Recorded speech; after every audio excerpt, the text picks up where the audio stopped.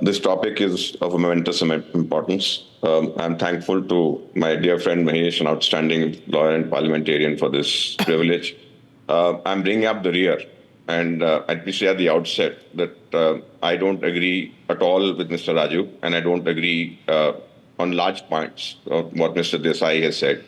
And the point I'm making is something which has not been touched by any of the speakers, which is actually integral to this particular issue which we are discussing. And that was there a need for these laws in the first place? Because that is, one is discussing the laws and the other is discussing the need of the laws. But before I do that, just a word for the redoubtable Ram Jethmalani. I would call him the miracle of creation. He had attributes which are absolutely extraordinary. And with a mind it was razor sharp and a tongue which could not be more blunt. And in this circumstance, question is, rhetorically speaking, how would Mr. Ram Jethmalani have reacted to this particular comment? Because Mr. Amit Shah had referred to it, that this is a Swadeshi system now, and we have got rid of the colonial baggage. I personally feel that Mr. Jethmalani, considering as he did the entire life, the span of his career, where he imbued law with distinctively Indian jurisprudence and helped it grow, recognized as the finest mind in criminal law, could not but have felt offended at this particular description. Why I say so? Because the assumption is, and I'll deal with what Mr. Raju and Mr. Desai and what Aishwarya has also said, the assumption is that the law was fixed, stagnant, or stuck, or that it was archaic, it was obsolete, and it was antiquated. And nothing could be further from the truth.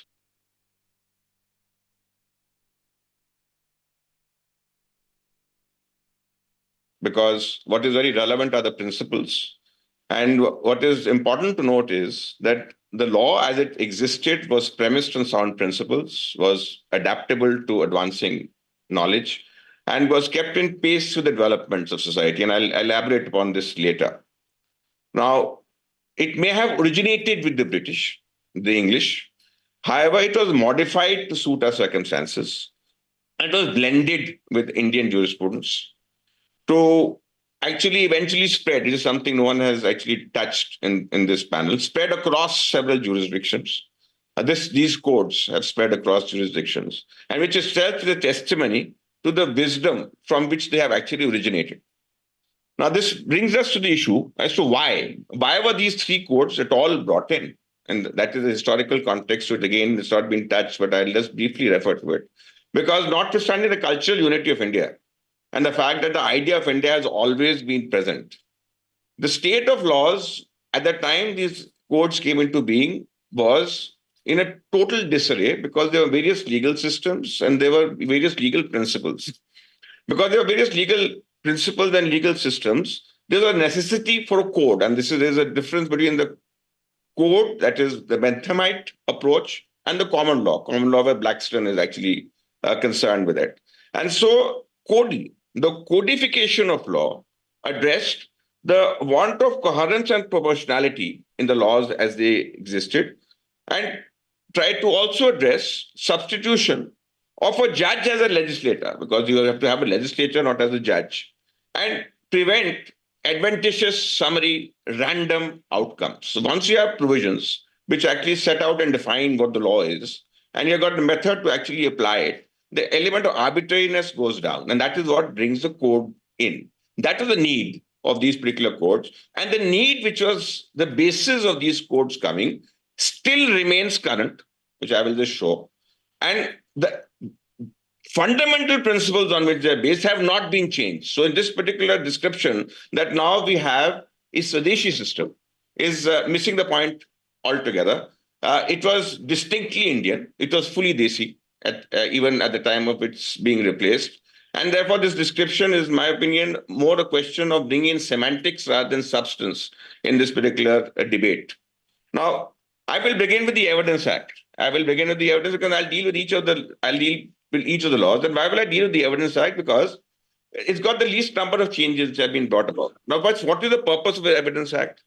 The purpose of the Evidence Act, dealing as it does the adversarial system of adjudication, is to facilitate reaching a just or reasonable decision. That is the whole purpose. And the quality of the process depends upon the principles of evidence. What is the Principle of Evidence Act as usually enacted? Premised on. The principle of evidence on the original act originally enacted was premised upon certain cardinal principles, which was one, insistence on best evidence, two, the importance of relevance and admissibility, and three, the discretion in reaching a particular outcome. Now, if you look at, none of the panelists have actually dealt in detail with the Evidence Act at all, and I think we should actually dealt with started the Evidence Act. Now, as far as these aspects are concerned, Mahesh is there.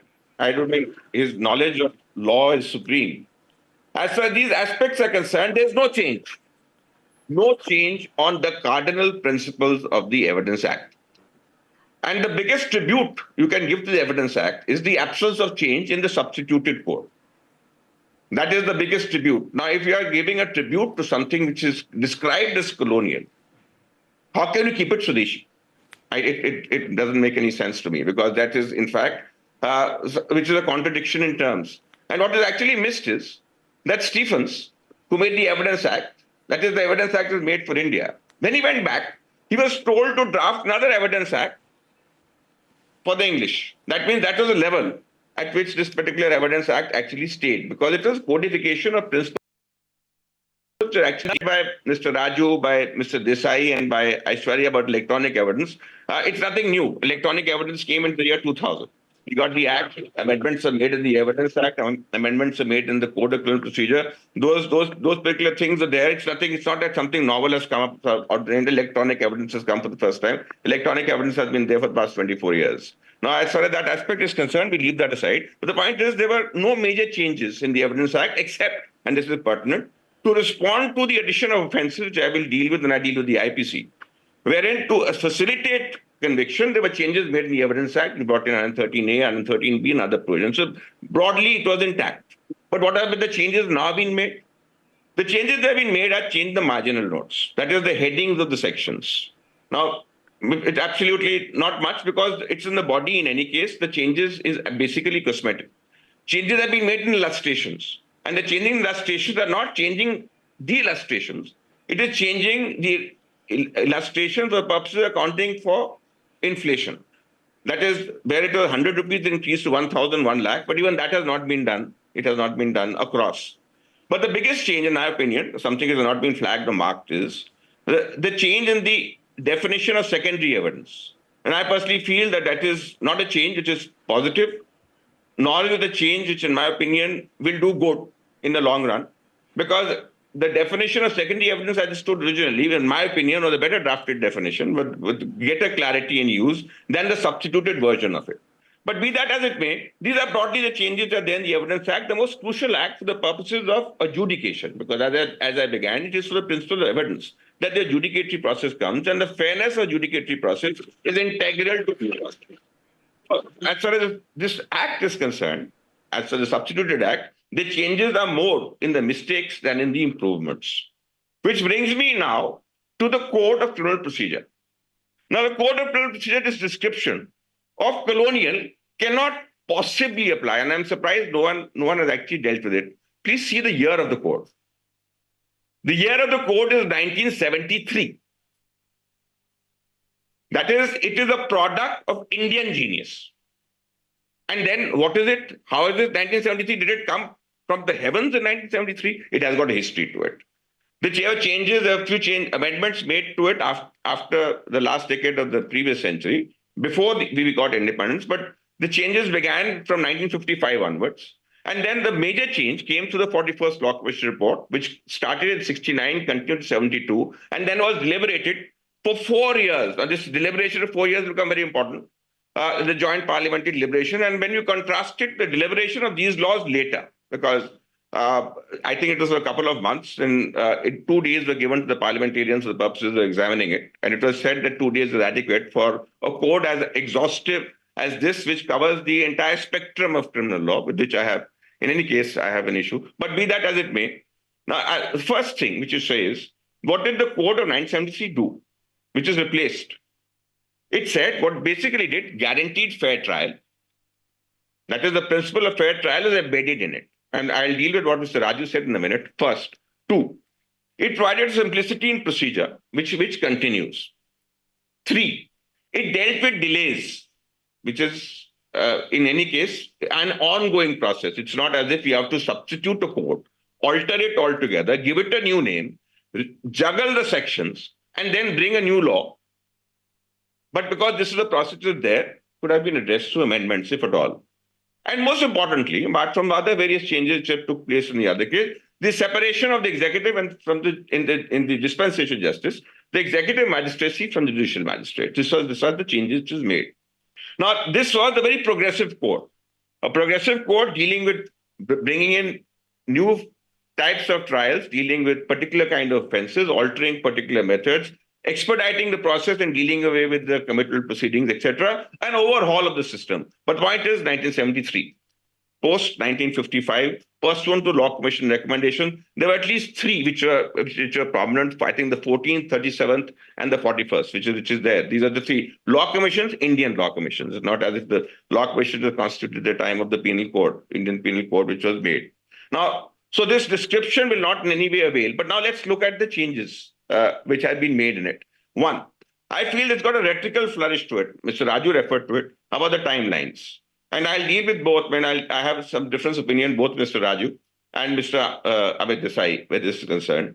Now, as far as the timelines are concerned, it is all good to say there will be a timeline. But the point is, for a timeline to be effective, there has to be infrastructure. Now, everyone knows that as far as the legal system is concerned, the judge population ratio is really very low. There have been various recommendations to improve the judge population ratio. Now, that is one of the reasons for the pendency. Now, you can have a timeline, but you don't have adequate judges, you don't have proper infrastructure, and you've got a system working at the lowest level of its efficiency. When you have this system, what will the timelines do? The timelines cannot do anything. So this becomes a talking point. Yes, it makes a very nice political statement. So we have got now a system where we are guaranteed this particular thing and the gullible will be taken in. Oh, yes, this is very nice. But the point is, will there be any result on the ground? The answer is an emphatic no. There will not be. But be that as it may, Mr. Desai mentioned something. He said, he didn't talk about the timelines in this context. He said, penalize. Penalize those who don't do it. Now, where is substantive due process to come over there? Now you'll penalize the cops for not following the timelines. You'll penalize the judges for not framing the charges. Where will the poor accused go? Everyone will avoid the penalty. The police will avoid the penalty for the timeline. The judges will avoid the penalty where the charges is concerned. So you'll have cases being filed and charges being framed without any reference to the law. Is that due process?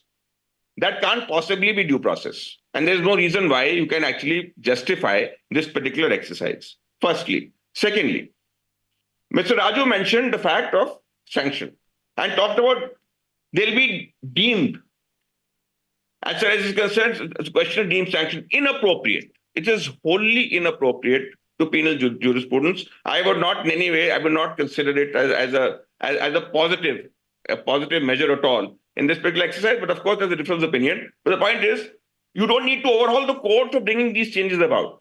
In any case, these are not changes which are that fundamental as far as the basic structure is concerned for there to be an overhaul in this particular issue. Then comes the third, the question of remand. Both Mr. Jethmalani, Mr. Mahesh Jethmalani, and Mr. Desai had dealt with this particular issue, various aspects of it. There much to be said at both points. But what I am basically going to flag is not what Avuthadan said. I am going to flag the issue of the wording of the section, and that is where it's very important that how do you express what you have to say, and that is where there's a big problem in each of the statutes. As far as the wording is concerned, the wording lacks precision.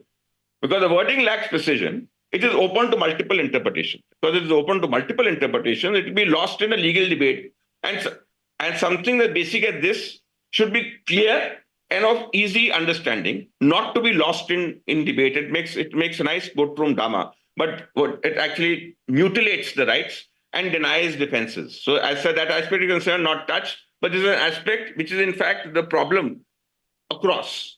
Which brings me to the issue of preliminary inquiry. Now, why is the question of preliminary inquiry? Mr. Raju said, see, there's a question of you can file FIRs electronically and there are zero FIRs, etc. over there. The question is, where will the FIRs be? If there's a preliminary inquiry, and as the preliminary inquiry is concerned for a class of offences, which affect the common man the most, up to 3 years. Now, as far as the common man is concerned, he'll be at the mercy of the policeman. Mercy of the policeman, why? Because there will be a preliminary inquiry. Why should there be a preliminary inquiry? What will the preliminary inquiry entail? You're inverting the principles of criminal jurisprudence by having preliminary inquiry, which is over there, which is absolutely, it's more or less like what Mr. Raju had said about the question of cognizance, that you're the accused will have to say, what you are doing is a jumbling up criminal procedure. You're jumbling up criminal procedure without adequate forethought, without looking at the consequences. You are playing with principles which have been settled. You are interfering with processes which are no longer in dispute. You are introducing concepts which will only create confusion. And while this becomes very important for a person to make political points, as far as the working system is concerned, the working system is hampered irreparably. Because it's hampered irreparably, it defeats the very purpose of bringing a code. Why do you bring a code? The purpose of codification is clarity. The purpose of codification is precision. The purpose of codification is uniformity. Now, all the purposes of codification are lost by the way in which this particular exercise is actually undertaken. This whole process, the way in which it's undertaken. But that said, there are the three aspects which Mr. Desai had pointed out. One, he talked about the retributive aspect, and he was critical, as most people are, retributive aspect. So I don't share that opinion. About as long as death is there, I don't see as such this is one of known punishments. The principles of law are very well settled when death is not to be there. But the reason for the Supreme Court to revisit punishments was that there was a big gap between death and the other offenses. Because there's a big gap between death and other offenses, you specifically have certain offenses for the remainder of a person's life. That will not in any way impact the constitutional power which is there for the purpose of dealing with these particular things. But that is a question of debate as to what the sentencing should be. Now, as for the issue of sentencing aspect is concerned, that required, in my opinion, and that's the reason why the pre-legislative exercise had to be more elaborate than what was actually undertaken in this particular case, to examine the nitty-gritty of these particular aspects. It's easy to discuss superficially these matters through an exchange between lawyers here in over a period of 15 or 20-minute period. But that doesn't do justice to that particular controversy. It requires a detailed deliberation, because it is not emotions which come to play over here. It is the law. And as far as while sentiment has got a very important place to play in law, as far as law is concerned, the law should not be in any way captive to sentiment alone. Because the law is captive to sentiment, it lose its worth altogether. But anyway, coming back, one was as far as what Mr. Desai said, it's the retributive aspect. Two, the delay I've already dealt with. It affects the substantive due process, because there'll be expedition. You are going to more or less bulldoze justice onto people, which is not in any way. Number three, we can't keep talking, because he said in remand, you should have the provisions which are clear. The provisions which are clear. Now, as far as remand is concerned, the law is clear. As to when a remand has to take place, the circumstances have to be there for the purposes of remand. And we have to get rid of this habit now, and we are full of this habit in this country. Put everything in writing. Everything cannot ever be put into writing. There'll always be something which will be incomplete. Point is, you have to develop a constitutional ethos. We have to approach it in a manner which behoves our constitutional principles. When the principles are in place, whatever the statute imperfections of language may be, the imperfections of language have to be dealt with the settled interpretations of law. And when the deficiencies are dealt with that particular aspect, that will address the issue altogether. So as far as the issues are highlighted, Mr. Desai, that this was not there and that is not there. Yes, ideally it should have been. But the want of it at this point of time will not in any way avail, because the law, and that's what I'm saying, that goes again to whatever I repeat, law is clear, the Supreme Court has intervened, guidelines were in place. It's not as if that we were going blind, which is there. And on this particular issue. And even in whatever the substitute of 436A is, I think 479, Mr. Desai's objection regard to one of the subsections, in my opinion, is misconceived. And I don't share his ideas in trial of absentia. The problem with trial and absentia is the manner in which the provisions have been worded, which require a more detailed discussion as far as the lawyers are concerned, but not necessarily relevant for this particular discussion. The point being that there being no major shift and the principles being more or less intact, a few changes here or there will not in any way make much difference to warrant a recodification of this particular exercise. Which brings me to the penal code. Now, as far as the penal code is concerned, what is very important is that the penal code as was drafted, and this is actually the law, penal code was drafted, was superior to English law. It was free of all its superfluities and ambiguities and technicalities. That is the beauty of the Indian Penal Code. It was better than the English law. One. Two. What happened insofar as the Penal Code is concerned, as I said in the beginning, it was a Benthamite response to the common law system and entailed rationalization of the law. Because there's rationalization of the law, there was vast swathes of area where Muslim law was in place, where Muslim law had its own inadequacies. There's a problem in the interrelationship between Muslim law and Hindu law. Besides, there were some laws in the presidency, there's some laws in the mufassils. There was complete chaos, which was over there. So there had to be some element of clarity we brought in this particular code. So it was for the purposes of application in India. This is number two. Number three, the entire history. Look at the history of the Penal Code. It has remained substantially intact. It has actually remained substantially intact. There's been actually no. The changes that have been there are, one, through courts, which say, okay, some provisions are ultra-virus because they offend the societal norms. Some provisions are ultra-virus because they offend the constitutional principles. That means to the extent intervention was required, intervention did take place. A related aspect, the legislature was alive. Societal concerns, there were social issues. Social issues have to be dealt with. You had new offenses which were incorporated. So those offenses were added. So the removal of the offenses and the addition of the offenses show that the law is alive, that as the law is adapting, that the law is growing, that the law is attuned to the needs of the society. And the law is adapting, growing, attuned to the needs of society. Is it alien? Is it Videshi? No, it's neither alien nor Videshi. It's fully Indian. It's got the Indian genius embedded in it. It's got an Indian genius creating it. It's got an Indian genius evolving it. You cannot possibly condemn it. Condemn it as something which is a colonial construct, because it's not a colonial construct, which brings me to the other aspect. How many? As many as I think there would be 19 law commission reports. About 19 law commission reports that would be dealing with the Indian Penal Code. The 42nd was the most comprehensive. It led to the 78 bill. 78 bill was considered by the 156 Law Commission. It made various changes in it. So these are the Law Commission reports which are there. And the Law Commission reports examined it. When the Law Commission reports examined it, that is the whole process in which it is being undertaken. Certain suggestions are made and certain were not. And very interestingly, though this government is defensive, I am a votary of sedition. I have the defense of sedition. I have been uncompromising in saying that yes, there should be nothing wrong in the inclusion of sedition in the penal code. The government has backtracked. The government is defensive where that is concerned. But what the government has missed is that even where the sedition is concerned, the reports of the Law Commission suggested a more elaborate provision for dealing with it. And acknowledge the fact that the sedition as it avails in the Indian system is not what was there at the time of the freedom struggle. It's an improvement of it. This is basically what Kedarnath has actually dealt with. And insofar as the understanding is concerned, not mere disaffection, but a tendency or intention to create disorder. That was the basic test which is over there. And the Law Commission actually said you add it. But you make improvements on it. So why is the government defensive? Now, as in the existing scenario, in my opinion, no offense is more important to be on the statute book as sedition. Be open about it. We think sedition is necessary. We will defend it. You may disagree with us, but we are not going to shift position from it. The fact that you are defensive means you are not clear to your own position. And that's the reason why when I come to the definition which has come now in the penal code is basically attempted to compromise. You want something, but you don't want to say you want that. So you have something substituted, and then you say in it things do not make complete clarity or sense and render yourself vulnerable to criticism. This is what has happened over. For more such videos, subscribe to the NewsX YouTube channel, hit the bell icon.